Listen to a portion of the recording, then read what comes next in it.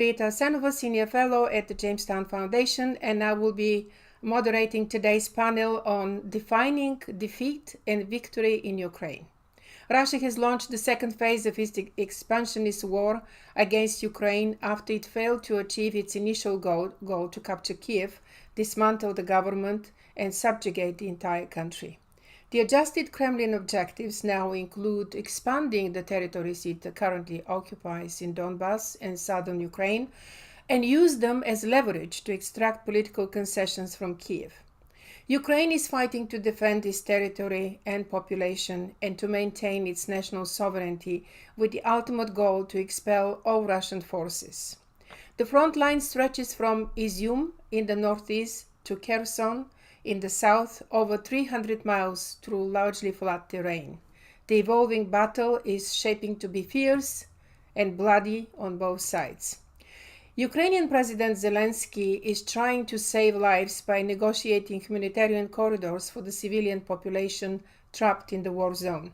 At the same time, the Ukrainian army is repelling attacks and obtaining more offensive and defensive weaponry to resist new Russian attacks with the aim of eventually liberating all of Donbass. The battle lines are drawn, but the outcome cannot be predicted at this point. Some Western leaders are calling for an immediate ceasefire and peace negotiations. But a ceasefire alone will not bring peace, and it will not satisfy neither Moscow nor Kiev. It is more likely to be a temporary lull, and it may allow Russian occupiers to consolidate their hold over newly seized territories and encourage them to take more until the next ceasefire. In this escalating war, one of the key questions is what would constitute a victory for Ukraine and what would be a defeat. The other important question is what the West needs to do to make the defeat of Russia possible. We're posing these questions today to our two distinguished experts, Vladimir Sokor, Jamestown Foundation Senior Fellow, and Andrei Illarionov, Senior Fellow at the Center for Security Policy in Washington. Andrei Illarionov was also chief economic advisor to Russia's President Vladimir Putin in 2000-2005, as well as advisor to Russia's Prime Minister Yegor Gaidar and Viktor Chernomyrdin. Dr. Illarionov was the leading author of the economic strategy that brought Russia's 7% annual average economic growth and doubled Russia's GDP and more than doubled the income of the population within a decade. Under his leadership as a Russian Sherpa at the G8, Russia became a full-fledged member of the G8 club. Vladimir Sokor established the Jamestown Foundation flagship publication, Eurasia Daily Monitor, in 1995, and he continues to write analytical articles on a daily basis. An internationally recognized expert on former Soviet-ruled countries in Eastern Europe, the South Caucasus, and Central Asia, he covers Russian and Western policies there, focusing on energy, regional security issues, secessionist conflict, and NATO policies and programs. Mr. Sokol is a frequent speaker at the US and European policy conferences and think tank institutions. He is a regular guest lecturer at the NATO Defense College and at Harvard University's National Security Program's Black Sea Initiative. Kennedy School, this is at the Kennedy School of Government. He is also a frequent contributor to edited volumes. Mr. Sokol was previously an analyst with the Radio Free Europe Radio Liberty Research Institute between 1983 and 1994. He is a Romanian-born citizen of the United States based in Munich, Germany. Before we start, let me provide some context for the discussion today. Russia's war in Ukraine can no longer be perceived as a regional conflict, the way the war in Donbass since 2014 was viewed by many in the West. On February 24, Moscow launched a war on Ukraine that is, in effect, a war against NATO and the transatlantic community in which Ukraine is the proxy victim. NATO is involved in a proxy war with Russia, whether or not it wants to fight with Russia or not. Thus, a victory for Ukraine will be a victory for NATO and for all its members. A defeat for Ukraine will be a defeat for NATO as well. But in his article today, James Sherr, British analyst James Sherr, points out that the West is still in a crisis management mode instead of spelling out its objectives to defeat Russia. We are still way away from this clearly spelled objective, and this is why it's so important that we talk about what we expect in terms of victory, what could be a defeat for Ukraine. And let me start with the first question. In this context, how would you define the military and political defeat for Ukraine? I will start with Vlad Sokor, and Andrei Illarionov is going to follow. Thank you. Let us see how does Ukraine itself define a successful outcome of this war in the ongoing Ukrainian-Russian negotiations toward an armistice. Ukraine's declared objectives are for Russian forces to withdraw from the newly occupied territories in Ukraine back to the lines that existed on February 23rd of this year, that is, on the eve of Russia's launching the war. I think this is a limited objective for Ukraine. The Ukrainian negotiators say that they will be satisfied with a return to the February 23rd demarcation lines or contact lines. In my view, this is an insufficient definition of what would constitute victory. In addition to this, victory must include complete non-interference by Russia in Ukraine's decisions about its foreign policy and its security alignments. Russia should have no voice in Ukraine's choice of its security alignments. The current ongoing negotiations are leading into exactly that wrong direction by allowing Russia not only to be a guarantor of Ukraine's future security, but also to dictate a non-aligned or neutral status for Ukraine. That is no definition of victory. Political victory necessarily flows from military victory. There is no artificial separation between military victory and political victory. The political outcome must flow from the result of military hostilities. Ukraine can only achieve its victory through military force by prevailing in a war. No artificial distinctions between military solution, political solutions. The two are inseparable, and the military solution results in a political outcome. Finally, Ukrainian victory should be defined by the absence of any Russian interference, role, voice in determining which Ukrainian political forces are eligible to participate in Ukraine's political life. Russia should have no voice in selecting parties or politicians in Ukraine who are or are not eligible for participating in political life or for participating in coalition governments. This should be 100% a Ukrainian decision to make. I'm not certain at all, and we'll return to this, I'm not certain at all that the Ukrainian negotiators at the present time are negotiating on that basis. They have already demonstrated a willingness to make concessions on those points. Andrei, you take it over. And that, in your opinion, is going to be a defeat, making concessions on those points. In net terms, it will be a defeat in net terms for Ukraine directly, and for Ukraine's neighbors, and for the Atlantic Alliance indirectly. Thank you, Vlad. Andrei, what do you think about the same question? Good morning, good evening, everyone. Thank you very much for inviting me to this very important and timely session. Answering the question that you have formulated, I would say that the definition of defeat for Ukraine can be presented at least at three levels. The first level would be the goals set up by Putin in his initial statement on the night of February 24th, from which some goals have been formulated very clearly, like so-called demilitarization, denazification, and so on.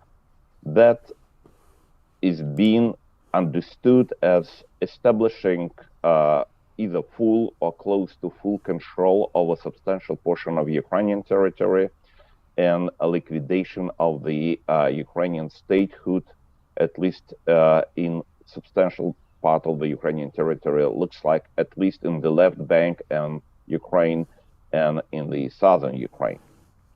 That's goal publicly announced by Putin and repeated by him and by his people several times since February 24th. This is the first level.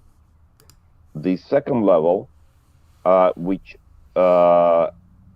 also can be considered as defeat, but it's not such a wholesale defeat, is occupation of additional territories of Ukraine compared to the level achieved by the Russian occupation troops before February 24th.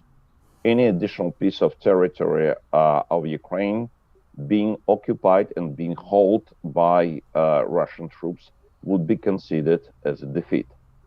But the third level would be probably even more important in terms of definition of defeat. If, as a result of military actions and diplomatic actions, Ukraine will be forced to sign new agreement, the so-called Minsk Three or Istanbul One or anything like that, that would put any limitations on sovereignty of Ukraine, including those points that have been mentioned by Vlad just a few minutes ago, including non-neutrality, non-bloc, and some political system or regional autonomy and so on. Any limitations on Ukraine's sovereignty, we need to consider as defeat. What are the most important factors that would be a basis for outcomes in this battle? There are two most important ones. Is the situation on the ground from the purely military point of view, who is winning battles on the ground, and second, situation on the diplomatic front. We have seen many times in history that even with military victory, that can be lost in the diplomatic battles or vice versa. So that is why it is the precondition for not allowing defeat for Ukraine at any level, the first or second or third. The military victory for Ukraine is a precondition, but that preconditions can be guaranteed only if on diplomatic front there will be no defeat as well. Thank you very much. Andrei, how would you define victory for Ukraine? Okay, we can use the same approach for victory of Ukraine. There are also several levels that we can consider as victory for Ukraine. To some extent, we can say that Ukraine already has achieved the victory at some level, because the initial plans of Putin has not been fulfilled, and at least for the moment, those plans do not look like that is possible to implement in terms of occupation of substantial portion of Ukrainian territory, let's say left bank, or capture of Kiev, the capital of Ukraine, which seems to Putin quite realistic in the night of February 24th. The very fact that this war continues for almost 2 months instead of 2 or 3 days as initially planned by Russian General Staff also can be considered as an initial victory for Ukraine. But it's only first level. Second level of victory for Ukraine might be defined as liberation of all territories of Ukraine being occupied by Russian troops since February 24th, meaning the restoration of contact line on the night of February 23rd with Crimea, Sevastopol, and Donbass still occupied by the Russian troops. Even restoration of this issue would be considered also as some victory for Ukraine. Whether such a victory will be satisfactory for Ukraine, I doubt it. So that is why the third level of victory should be considered as liberation of all territories of Ukraine, legally and legally de jure under Ukrainian control should be restored the control from Ukraine de facto, which means liberation of Donbass and Crimea. We understand that probably this particular victory is not something that we can expect in terms of days or even weeks. But nevertheless, in this long-term war, this victory should be and must be considered. And finally, the fourth level of victory, we need to look at this victory as not only liberation of all Ukrainian territory now or in the coming weeks or months or even years. It is necessary for Ukraine and for the West, and this is a very correct underscore that this is a war not only for Ukraine, but for Europe and for the West. For this level would be ensuring long-term security for Ukraine, which means that in medium-term to long-term perspective, Putin or anyone after Putin would not try to recapture any territory of Ukraine or try to threaten sovereignty and territorial integrity of Ukraine for any foreseeable future. And this is a separate goal, how to ensure long-term security for Ukraine, and it will be long-term security for Europe and for the world. At the same time, would you say that there is a halfway solution, a solution that is neither defeat nor victory as we defined it a minute ago, but still can present either an option to end the conflict or present the development of a stalemate? Is a stalemate halfway solution? Is armistice any kind of solution? What is your take on these options that are not involving necessarily full victory or full defeat? Vlad, please. There is no substitute for a Ukrainian victory. Ukraine must either win or fail to survive as a state. No compromise is possible. The greatest danger in the short term is an armistice or a ceasefire,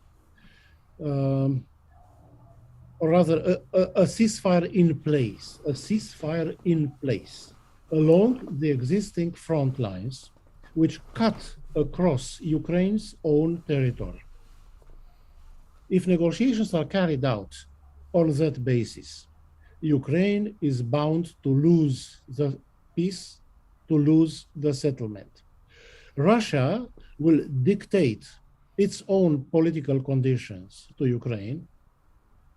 Ukraine would be asked to fulfill Russian political conditions as prerequisites to talking later about a hypothetical Russian troop withdrawal from newly occupied territories. So the newly occupied territories are part of the Kharkiv province, part of the Zaporizhia province, and the Kherson province.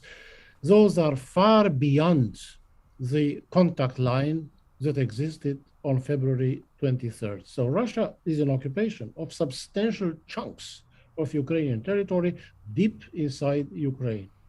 And Russia will apply the same logic it applied to the Minsk agreements and even earlier to the Transnistria settlement process.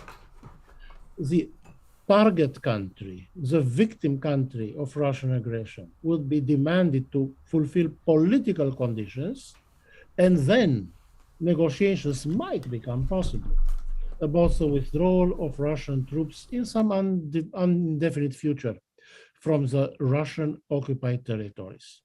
In the meantime, the Russians are changing the political complexion of the Zaporizhia and Kherson province by installing their own mayors instead of the legitimate Ukrainian mayors, by Russifying public life and the education system, and basically creating different conditions, Russian world-type conditions in the newly occupied territories in order to prevent their future integration with the Ukrainian state. That is why negotiations under a military stalemate would be fatal for Ukraine.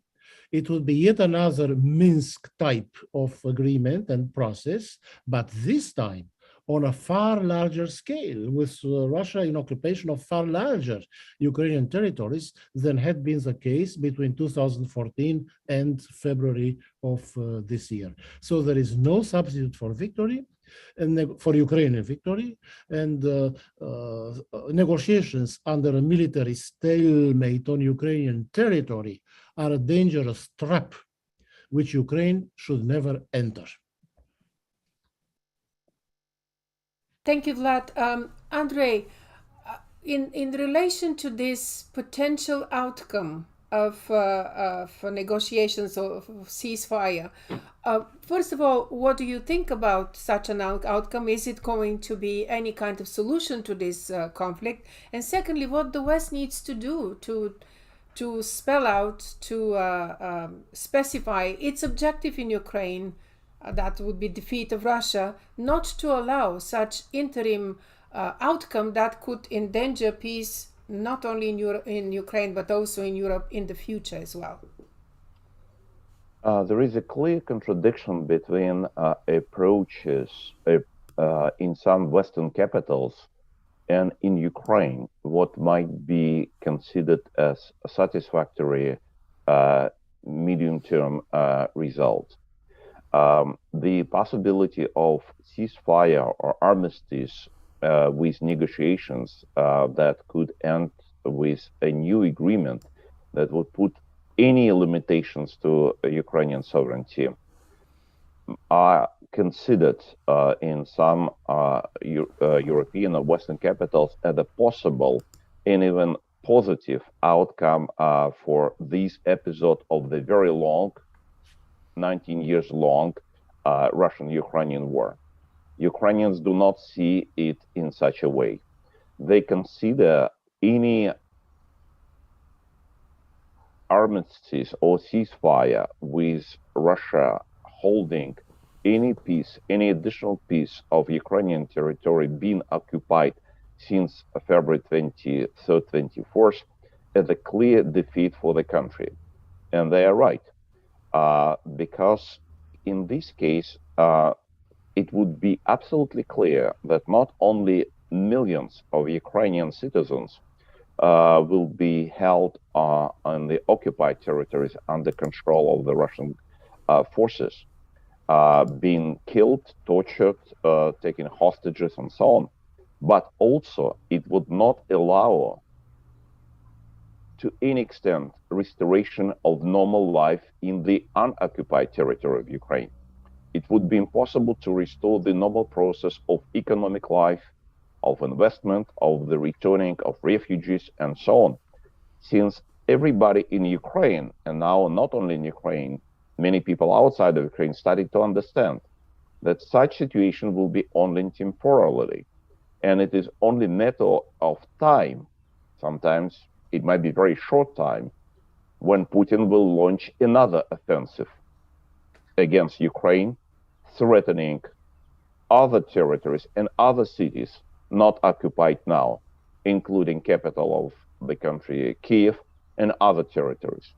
So that is why any temporary armistice, ceasefire, with territories kept under the Russian control at this moment would be considered as a strategic defeat for Ukraine from the point of view medium, long-term survival and development of the Ukrainian state and Ukrainian nation. Andrei, how would you assess the proposals that are on the negotiation table now for Ukraine? To declare neutrality, non-alignment, non-bloc status, no foreign military bases status, non-nuclear status, special issues for the particular regions that are involved in the conflict, special status of the Russian language, restrictions, outright ban for particular political organizations, and leaving Crimea, Sevastopol, and Donbass negotiations for the future? First of all, I need to say that there is a serious confusion exists in the discussion around those proposals. Because, first of all, they have been reported by the Russian side and by neutral side, by journalists who were reporting about this negotiation process. And the Ukrainian side initially commented that it is not the Ukrainian position, but this is and that is why it should not be considered as serious or trustful or belonging to the Ukrainian side. Unfortunately, later, some of the members of Ukrainian delegations did confirm at least some of these proposals and principles that the Ukrainian delegation is supporting.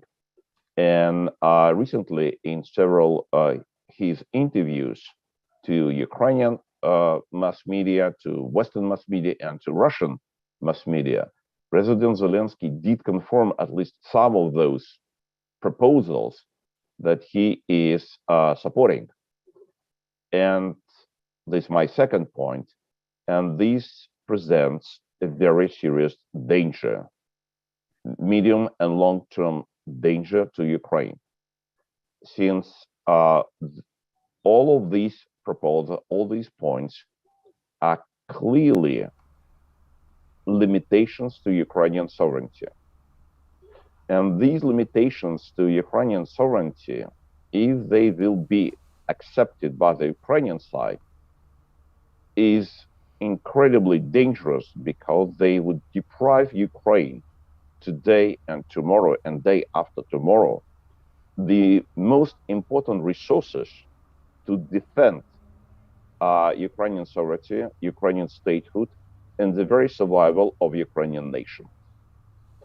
And here we're coming to a very important point because we understand that the ability to accept some proposals or not accept some proposals depends on the situation on ground with military operations.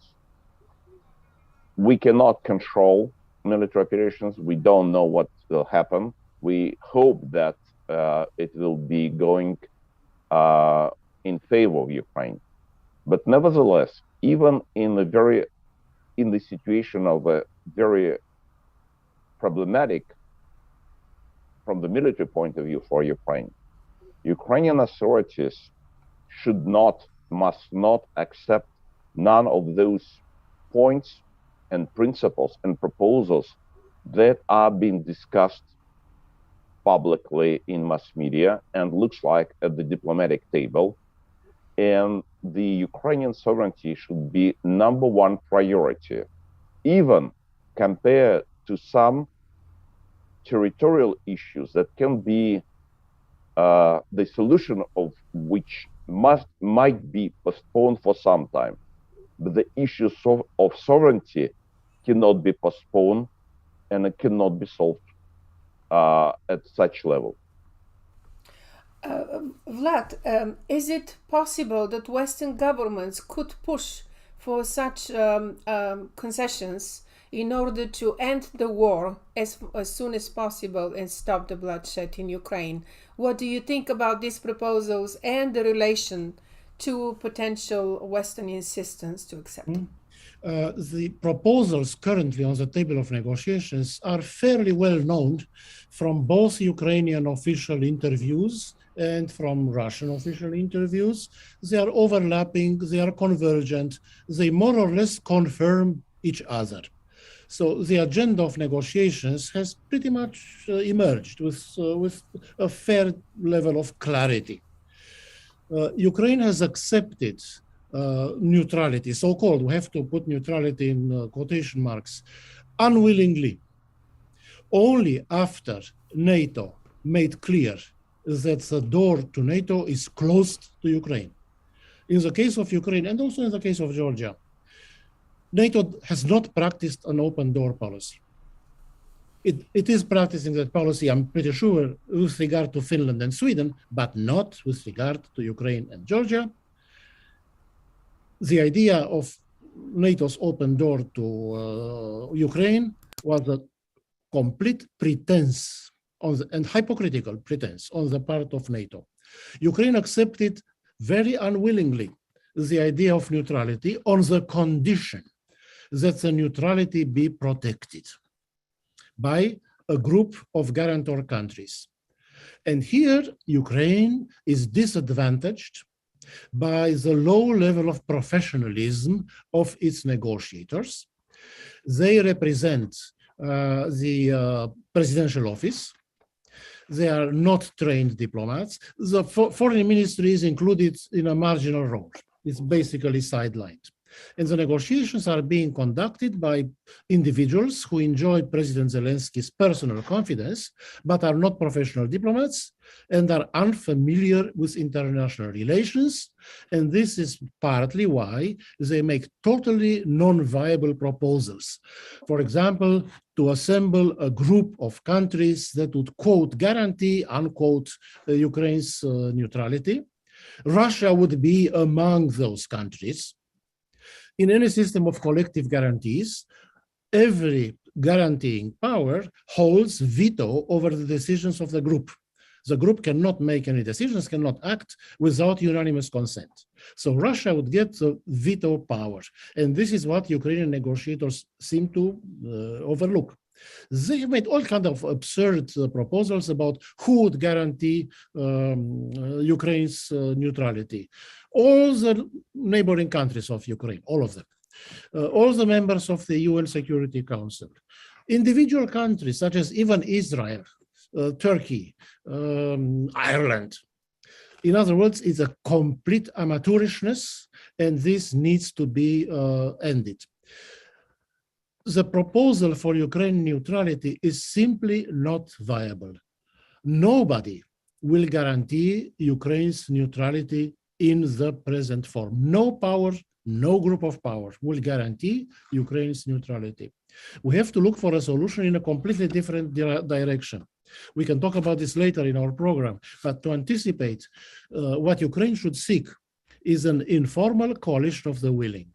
Not NATO in its entirety. NATO cannot operate with any degree of effectiveness if it depends on unanimous consent, but a coalition of the willing NATO countries. But this is just to anticipate on a further point. Next, Russia has not officially proposed special status for the Russian language in Ukraine or special status for particular regions, but I'm sure this will come.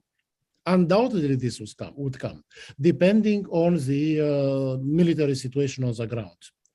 Russia will, at the next stage, make such demands: special status for the Russian language for particular regions in Ukraine. Denazification. What does denazification mean? This is a declared Russian goal. Russia will be in a position to apply the label of Nazism or neo-Nazism arbitrarily, for no particular valid grounds, on any Ukrainian political force or politician that is patriotic and anti-Putin. To the Russians, being Ukrainian patriotic, denying the Russian world, denying that Russians and Ukrainians form one and the same people. All this is tantamount to neo-Nazism. in the Russian view. And if the Russians prevail in the military theater, they will be in a position to dictate who is a Nazi, who is not a Nazi, who is eligible to participate in political life and who is not. Therefore, negotiations in the present situation are totally disadvantageous for Ukraine. Ukraine should quit this sort of pseudo negotiations and await an improvement of the military situation on the ground. Only when the military situation on the ground improves for Ukraine, only then negotiations become theoretically possible, theoretically, not necessarily. And this requires massive influx of Western heavy weaponry to the Ukrainian forces. What are the plans now, the plans of Ukraine and the plans of the West at this time, and what their plans should be to end the conflict and broker a peace agreement that is going to be protective of the sovereignty of Ukraine? This would be a Minsk Three, but a Minsk Three on a far larger scale compared to Minsk 1 and 2. And it will give Russia basically veto or blocking powers on everything in terms of Ukrainian national interest, blocking powers in terms of Ukraine's security, external security, blocking powers in terms of Ukraine's internal political system. For many in the West, the main goal at the present time is war avoidance or de-escalation. This sets the stage from the beginning for a Ukrainian defeat and therefore for a Western defeat. Western power, or at least some Western powers, should step up decisively the delivery of heavy offensive nuclear weapons to Ukraine. The case for it is irresistible. It is nobody can contradict the right of Ukraine to receive and use such weapons. And the Western governments should not view this situation through the prism of their own relations with Russia in the future. So the answer is no negotiations between Ukraine and Russia at the present stage until the military situation on the ground improves, and to have that improvement, massive stepped up deliveries of Western heavy weaponry to Ukraine. Otherwise, Ukraine will lose, and the West will be the loser alongside Ukraine.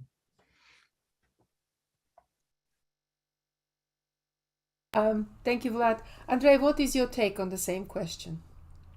First of all, I would like to support what Vlad just said, and to add that this goal proclaimed by some Western leaders as like a war avoidance or de-escalation is just they are wrong goals, and they should not be supported by anyone. Here is a situation of the military conflict, which I would repeat again, continues for last 19 years, since year 2003, since the first attempt of the Russian troops to seize Tuzla Strait in the Strait of Kerch.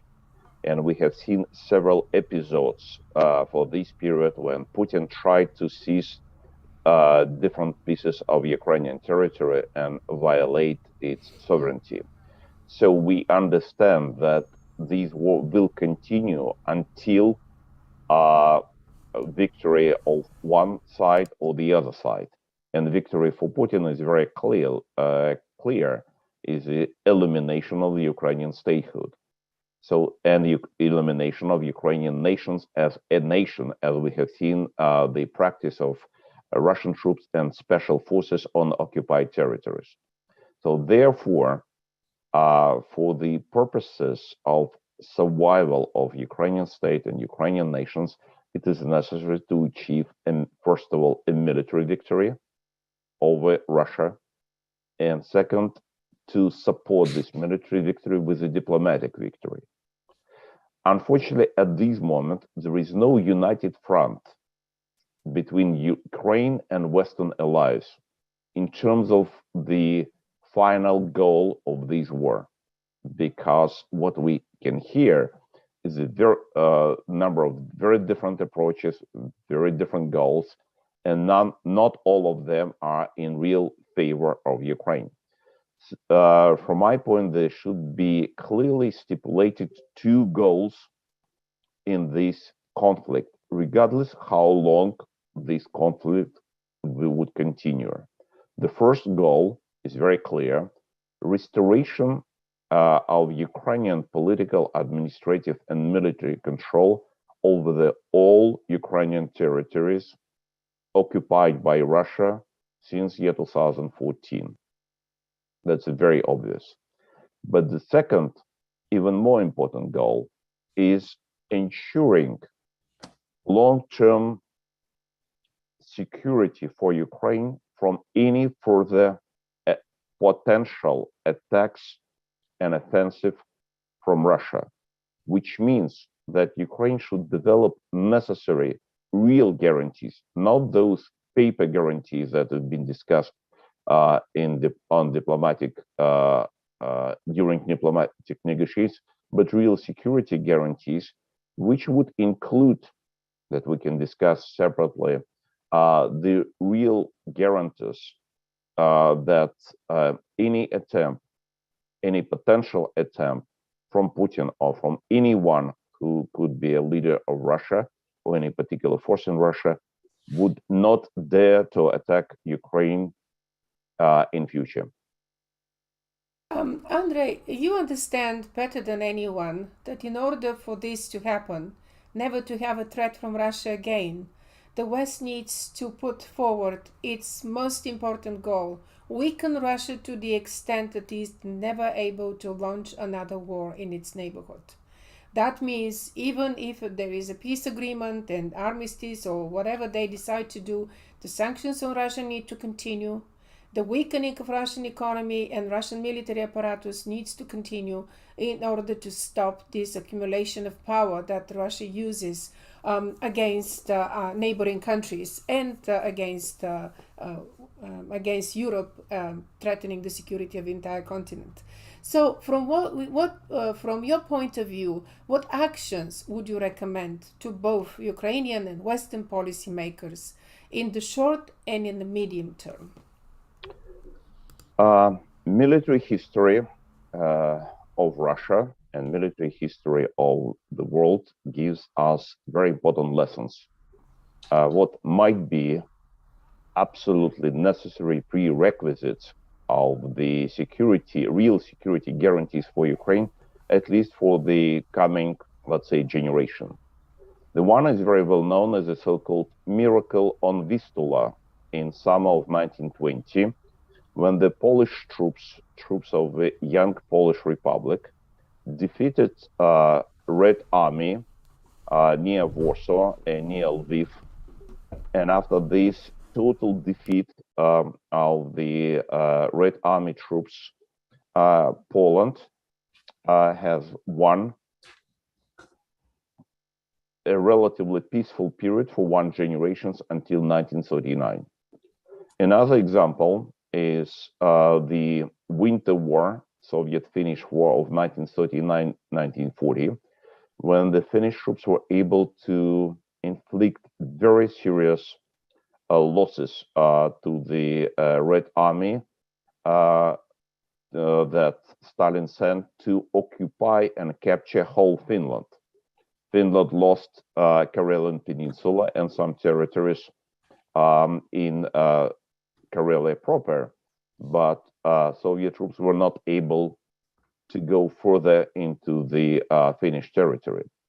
In the summer of 1944, Finnish troops defeated Soviet army 6 times, and it was in summer 1944 when the Soviet army inflicted very painful blows to the German Wehrmacht on other fronts, but they were not able to do it on the Finnish front. And at this situation, Stalin was forced to recall his troops from Finnish front and to come to armistice with Finland, essentially along the Soviet-Finnish line of 1940. Finland has happened to be the only country in Europe that participated in the Second World War that has not against the Soviet Union that has not been occupied by Soviet troops, unlike other countries in the Central Europe. So this is a very important lessons, just to guarantee, to have at least some guarantee, at least for some period, at least for, let's say, one generation, from further attacks. It is necessary to have a military defeat that is being understood as very serious military defeat by leadership back in Kremlin. So that's a very first important prerequisite. Second, actually, this is a prerequisite for this defeat, is development of Ukrainian military, because we're talking about Ukraine, development of Ukrainian military to the level that Ukrainian military would be able to defend own country and to inflict incredibly painful losses to aggressor. The condition for that is the development of strong ties with allies, with NATO allies, with the eventual membership of Ukraine in military bloc, whether it will be NATO or something like NATO or something another bloc that be another version of NATO or another military political union of the Western nations. We don't know at this point, but it is absolutely clear that ability of Ukraine to exist as a sovereign nation, as independent nations, and ability to survive Ukraine as ethnic nations can be guaranteed only as a member of a larger military political union. Yes, thank you. Vlad, what would be your recommendations to Ukrainian government and to the West? Right. Russia's notion or definition of Ukraine's neutrality and non-alignment includes Ukraine's or rather forbids Ukraine from having relations with any group of powers that does not include Russia. It does not. The prohibition does not only apply to NATO. The prohibition applies to any group of powers that does not include Russia. That means Ukraine's neutrality and non-alignment in Russian eyes. About NATO, forget NATO. NATO operates on the basis of political consensus on the lowest possible common denominator. And NATO, because of that, has shut its door, closed, slammed its door close to Ukraine.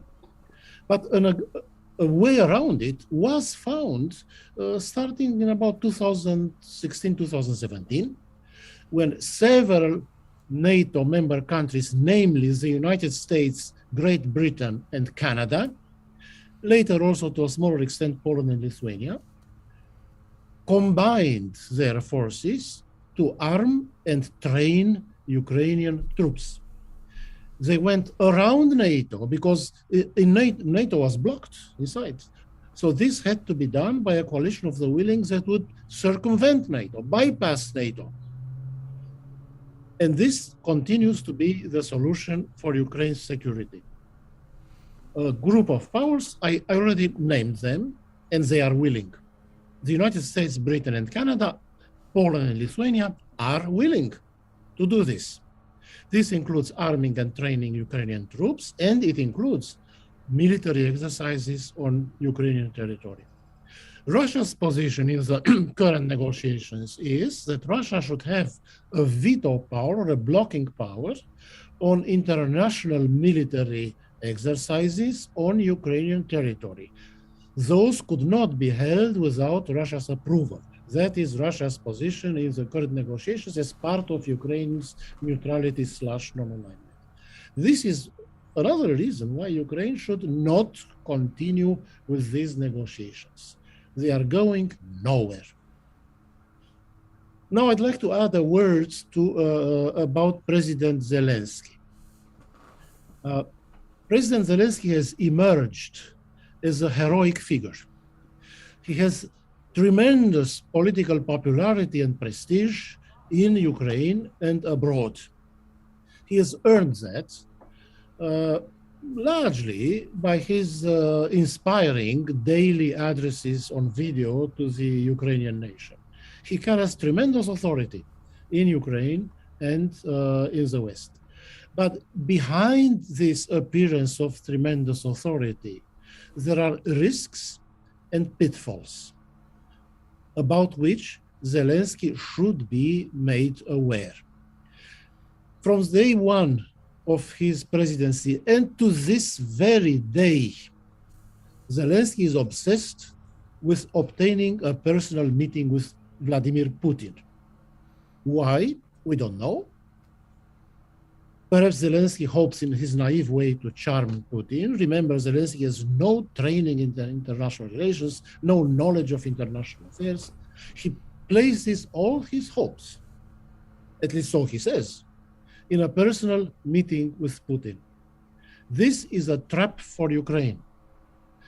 For the last 2 years, approximately, the Kremlin has regarded President Zelensky as completely ineligible to meet with Putin.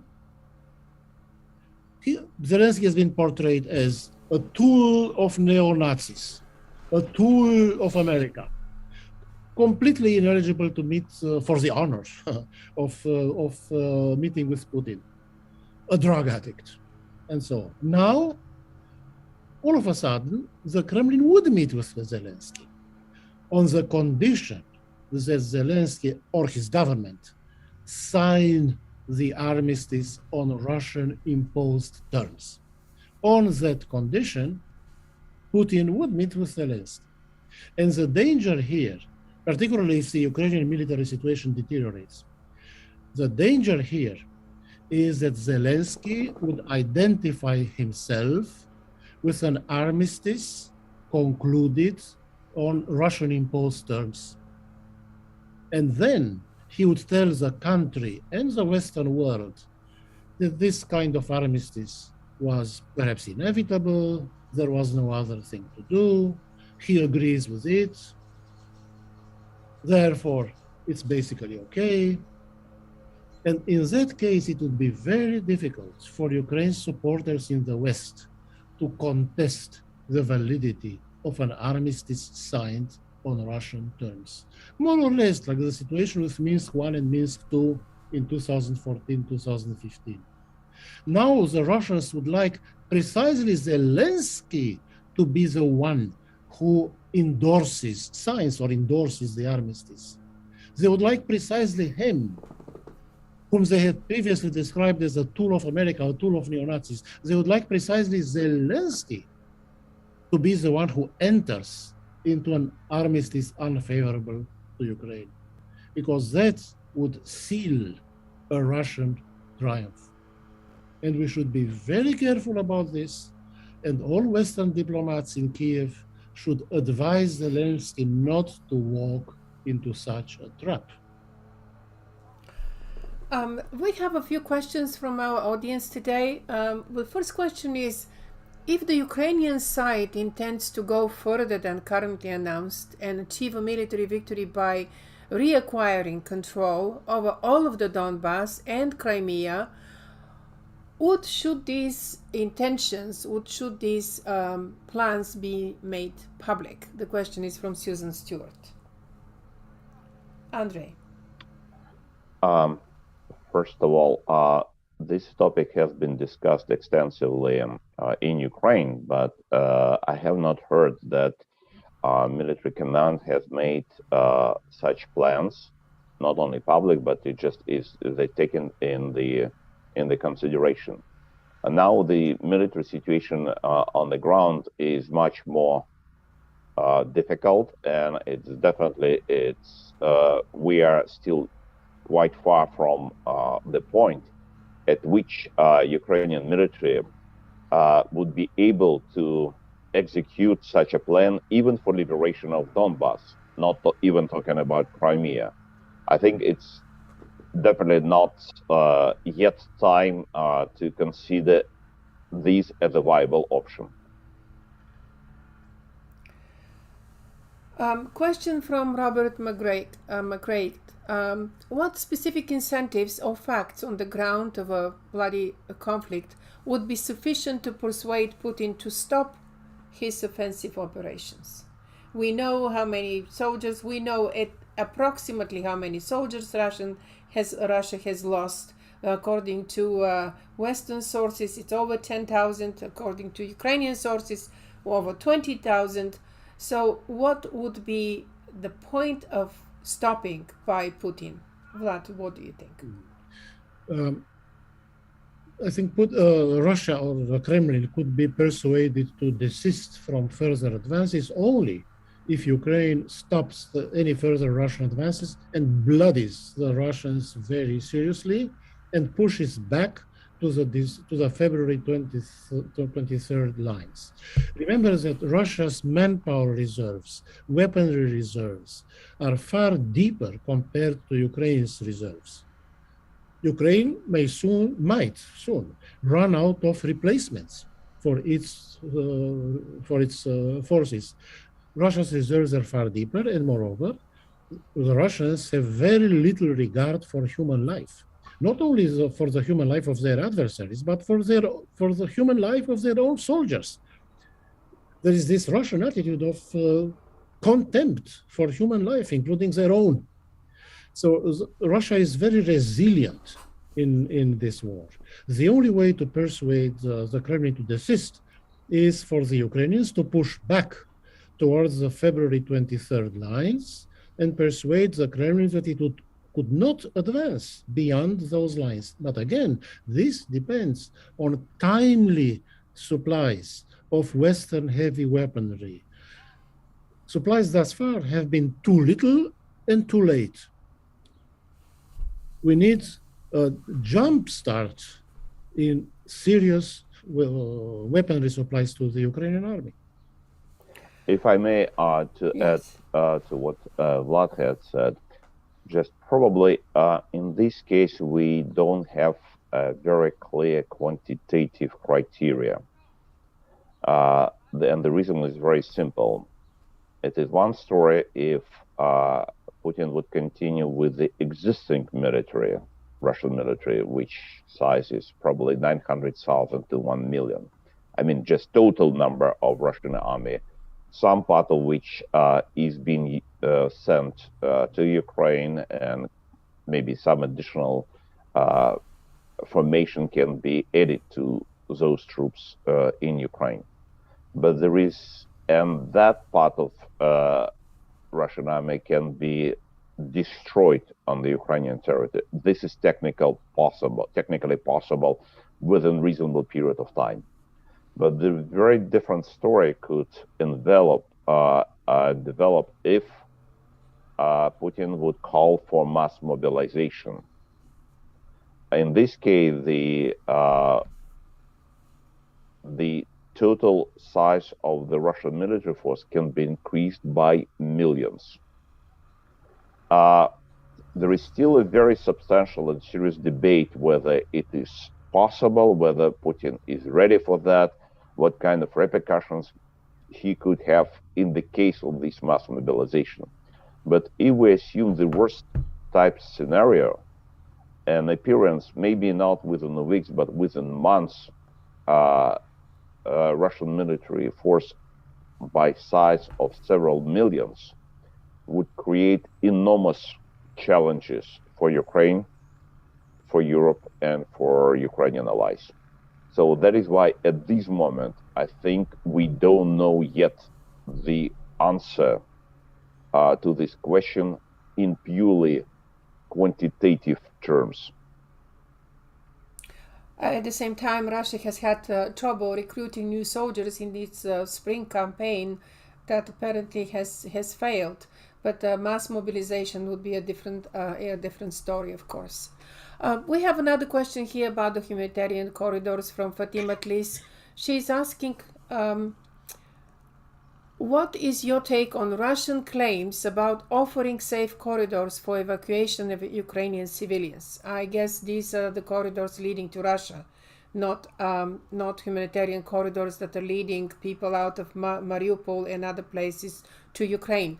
Are these corridors in agreement with the international law for the refugees' rights and protection, or they're in violation? Could you explain your assessment whether you think the Russian safe corridors are in compliance or in violation of international law? Vlad, what do you think? I think part of Russia's motivations for transplanting Ukrainians from Ukraine to Russia is, at least in part, an economic motivation to compensate for Russia's deficit of labor.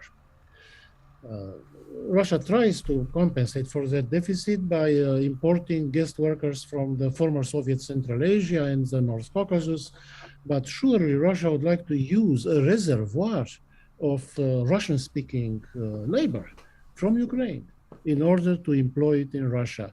So in this sense, I think Russia is robbing Ukraine of a Ukrainian resource, population and manpower. And since this is an economic issue, I think Andrei could discuss this very competently. Thank you, Andrei.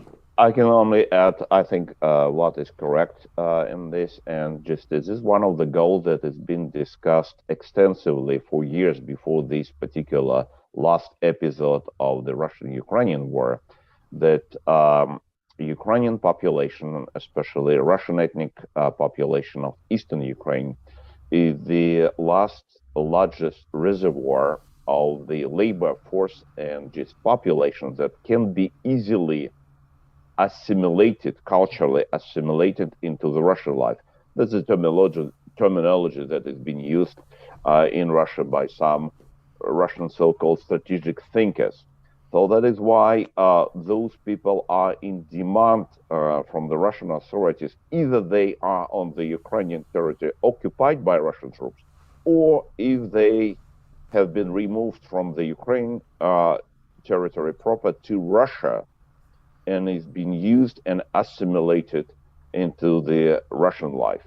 So that is why even in the case of so-called military defeat or non-achieving military victory in Ukraine, the transfer of millions of Ukrainian citizens, regardless of their ethnic belongings, whether they are Russians, ethnic Russians or ethnic Ukrainians, to Russia, would be in any case benefit for Russia, for the current Russian authorities. At the same time, these kind of deportations, as many Ukrainians perceive them, are definitely illegal regarding international law if they don't happen with the consent of the people that are being sent to Russia, and they could be used to blackmail Ukraine for the return of their citizens. We know that the Russian parliament already changed the law on adoption so that 100,000 Ukrainian children are adopted by Russian families. This is also going to be in violation of international law if it's done without the consent of their parents or the consent of their country where they were born, where they are citizens. Our next question is regarding weaponry sent to Ukraine. John Forel, at a news conference on Tuesday, John Kirby stated that the United States is sending as much equipment and material as Ukraine forces can reasonably absorb. Issues he's citing is storage in Ukraine, training of Ukrainian forces to use those weaponries, and changing material needs as the war changes. How do you react to this? Which one? Yes. If I may, without being a military expert, I regard this type of statements from the Biden administration as attempting to conceal basically what has been too little, too late approach. Supplies of arms should have started long ago, already last year. They should have anticipated the events. The United States and certain Western European powers took a very long time to move from supplying no military equipment at all to supplying non-lethal equipment, then to supplying lethal equipment, but only light weaponry, then to supply some weaponry that is not defined as offensive weaponry. So all these distinctions were and continue to be completely artificial distinctions, driven by the overriding consideration of, quote, not provoking Russia, unquote, driven by the false goal of not allowing escalation, when in fact escalation is a prerequisite to Ukraine rolling back the Russian forces. This means escalation. Ukraine should be trained and equipped to escalate in order to roll back the Russian occupation forces. So I'm disappointed and not at all satisfied with this sort of statements from Western governments. British Prime Minister Boris Johnson put it just on the eve of the war, not even during the war, but on the eve of the war. Russia must fail in Ukraine and must be seen to fail in Ukraine. And here I'd like to quote an analysis by the American strategic thinker Wes Mitchell, who in the spring of last year, when the Biden administration was enthusiastically pivoting towards the Asia Pacific without having settled the situation in Eastern Europe, Wes Mitchell wrote in his analysis, the American pivot to the China-Pacific theater can only succeed after Russia is defeated and, quote, bloodied in Eastern Europe. Only then does the pivot to the Asia-Pacific become feasible. I think that the Biden administration has realized that the full-fledged pivot was premature, as long as the situation in Eastern Europe was far from settled. And now the administration is reviewing its options. Clearly, the pivot to Asia must be postponed until Russia is defeated in Ukraine.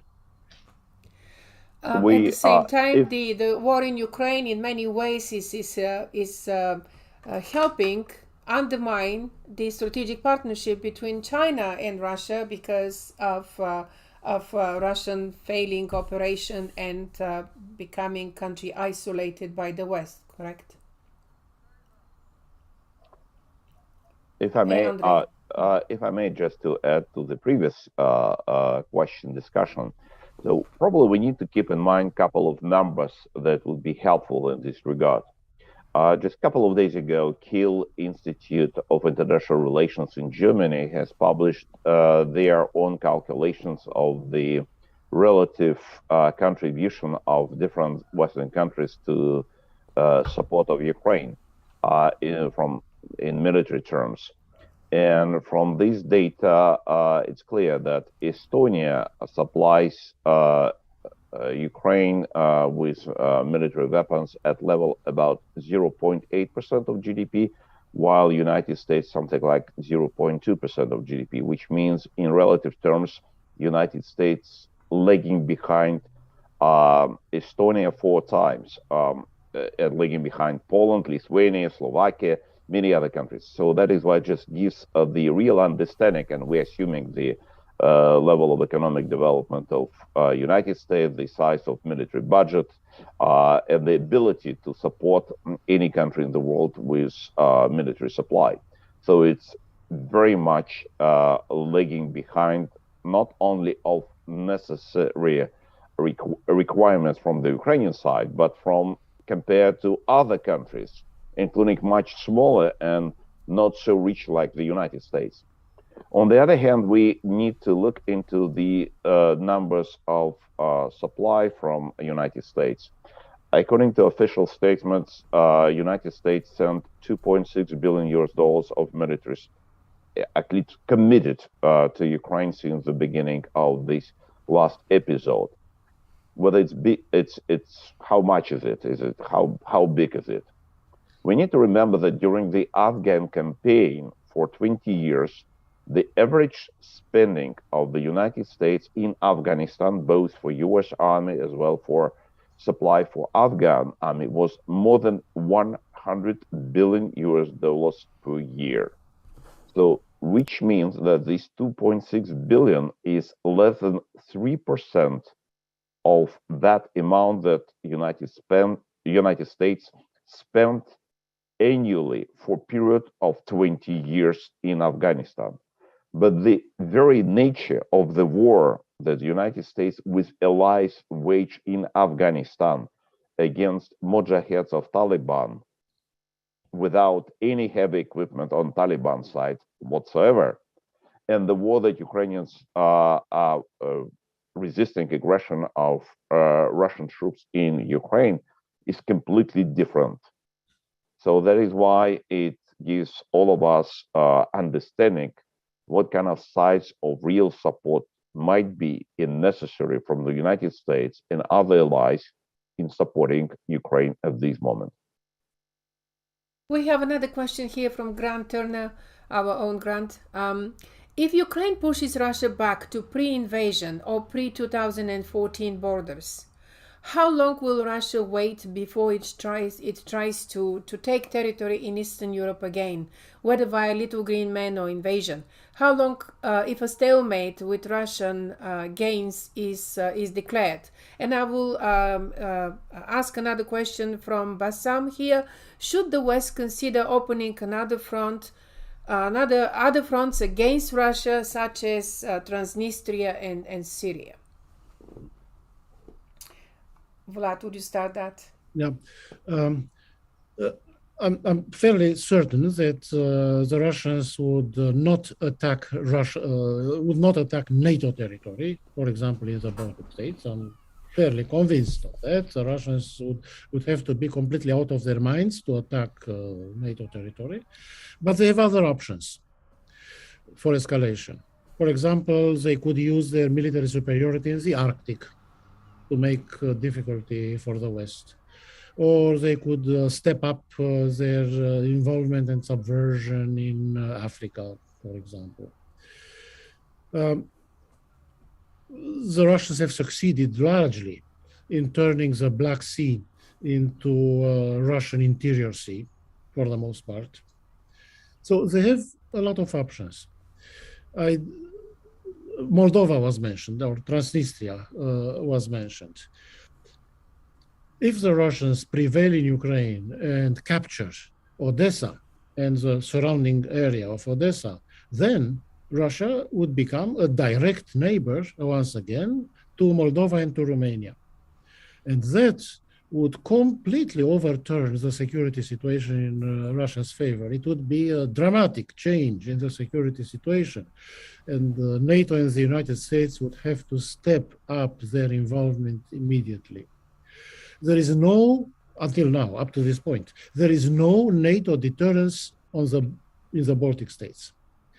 NATO forces stationed there are purely tripwire forces without combat capacity, without any deterrence value. NATO is now reviewing its posture in the Baltic theater and stationing larger forces. But this would not be sufficient until NATO repudiates the NATO-Russia Founding Act of 1997, which places severe restrictions on NATO force levels in the new member countries of NATO. That document is not binding. It is a self-accepted document by NATO. It is disastrous and needs to be repudiated at the upcoming NATO summit. Not repudiated officially, it does not need to be revoked because it was never valid. It never had any legal validity. So it does not have to be denounced or revoked, but it will have to be simply ditched. Andrei, there is, I wanted to ask you another question. Margarita, can I answer the first question that you posed? The answer to the first question would depend on the size, depends on the nature of potential military defeat for Russian troops in Ukraine.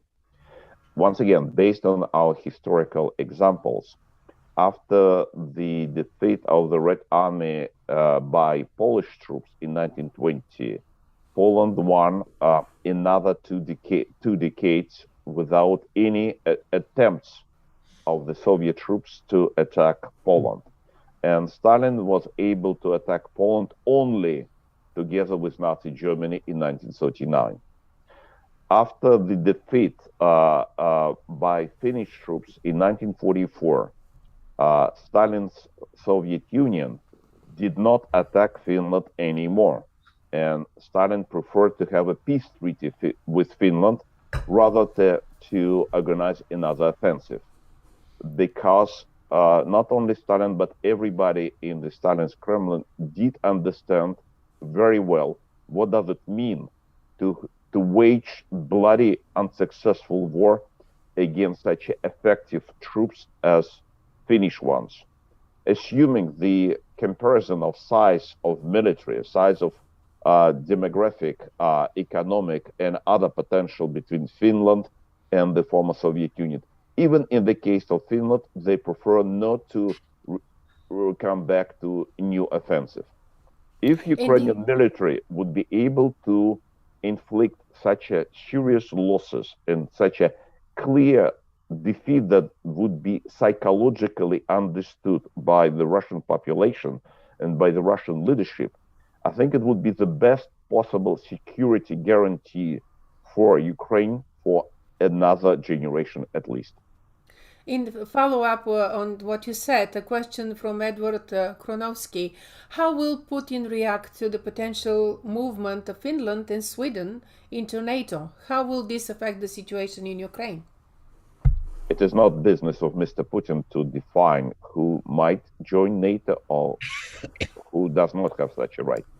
This is a decision of sovereign nations, Sweden and Finland.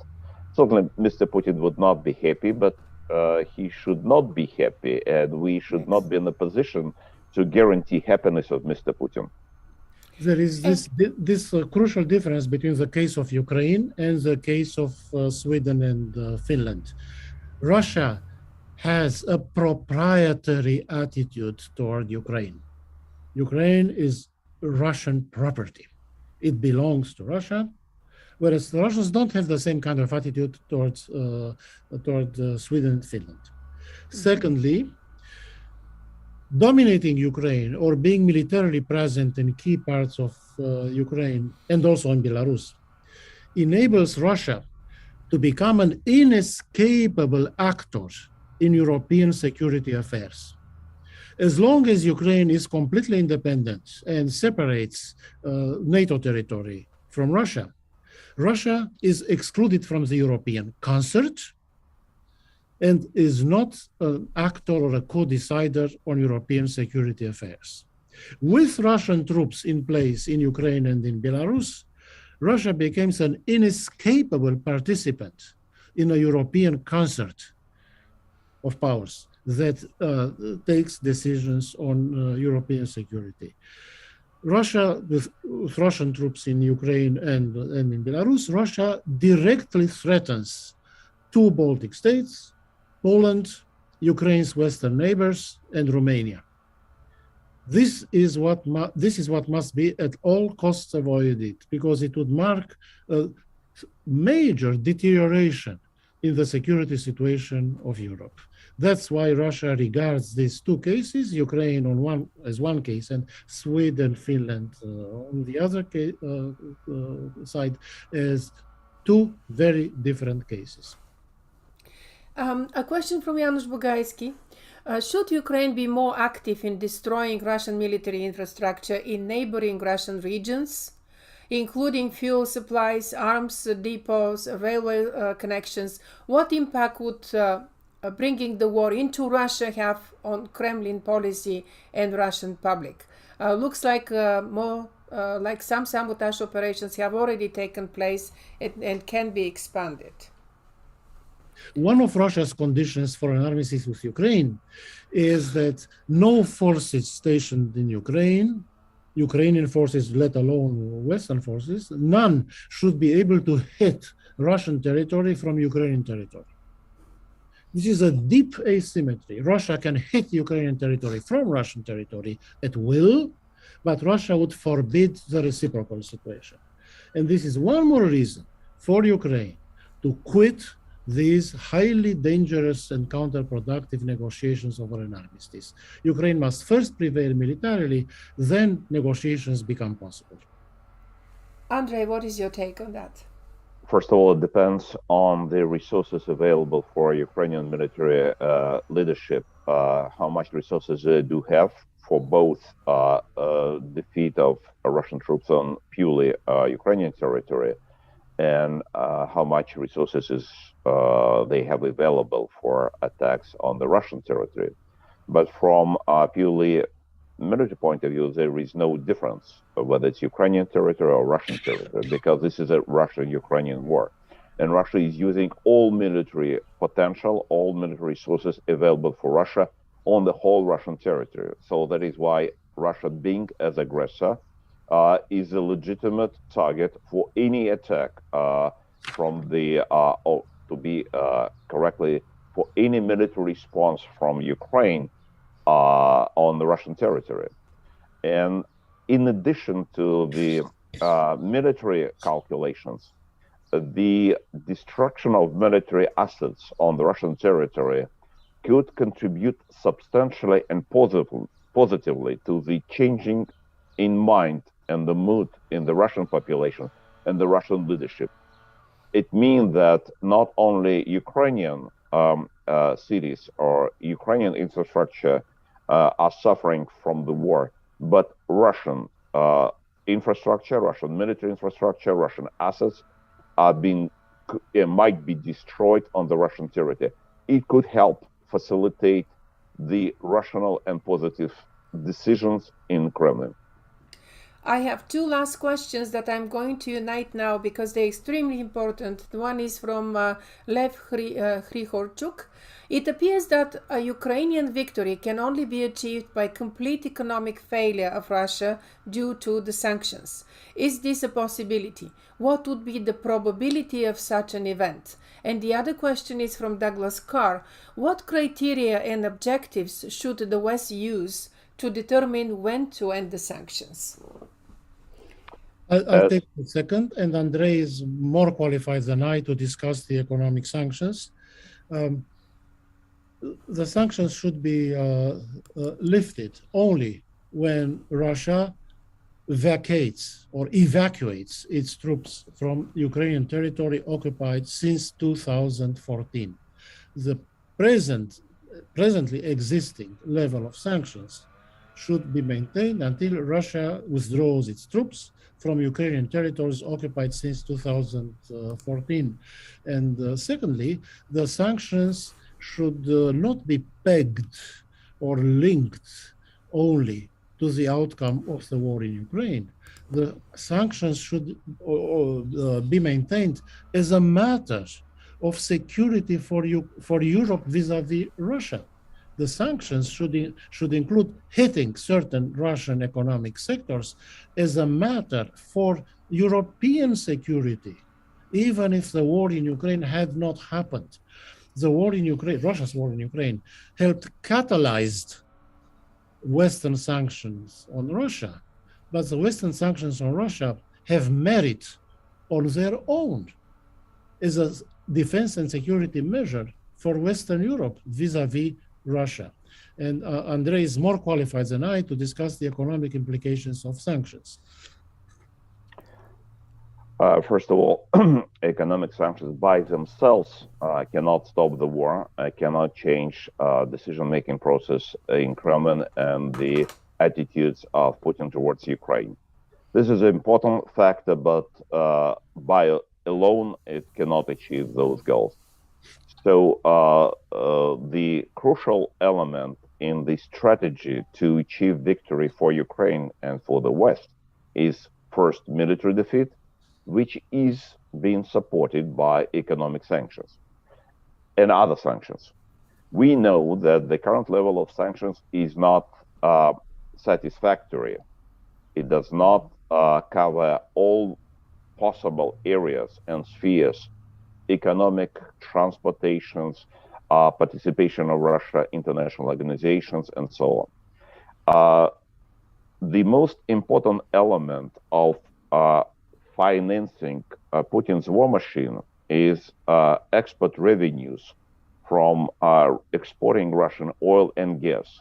As we all know, today, since the beginning of the last episode of the Russian-Ukrainian war, Putin is receiving close to $1 billion a day for exporting Russian oil and gas, mostly to the European countries.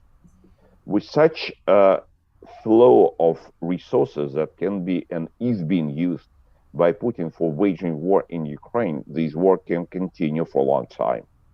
So that is why it is necessary to stop this flow of resources. And for that, it's definitely necessary to apply a full real embargo on export of energy from Russia and maybe on all export from Russia. I would suggest something that, because there is a big discussion about how to implement such a real embargo, and there is a proposal that I would like to put forward as the so-called smart embargo on the Russian export of energy resources. What does it mean? It means establishing of particular escrow accounts at which will be accumulated all proceeds from the export of Russian oil and gas, for example, to the Western countries.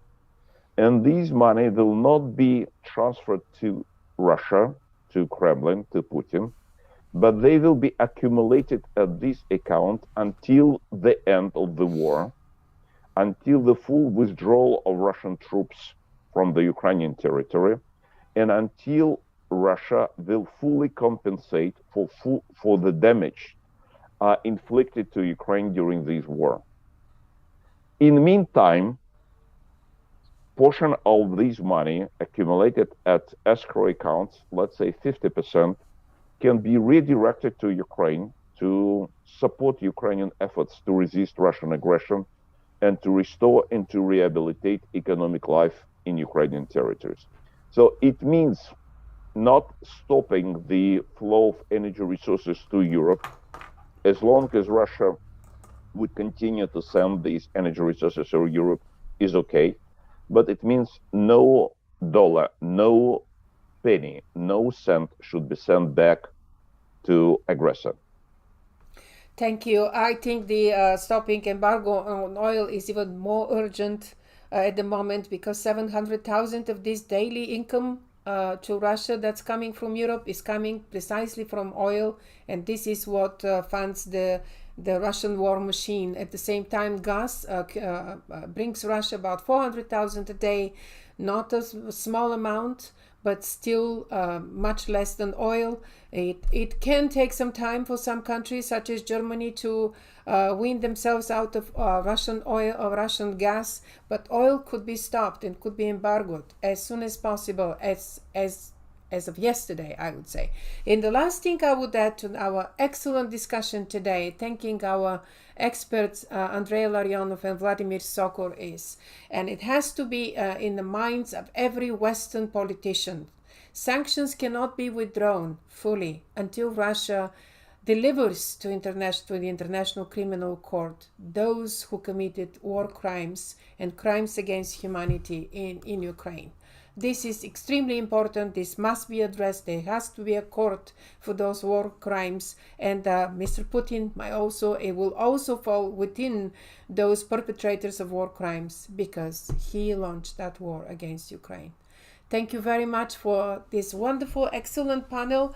We are wishing success to Ukraine and success to Europe in defending its security and defending the security of the European continent and defending NATO's principles of joint security in our region. Thank you, and Slava Ukraini. Thank you.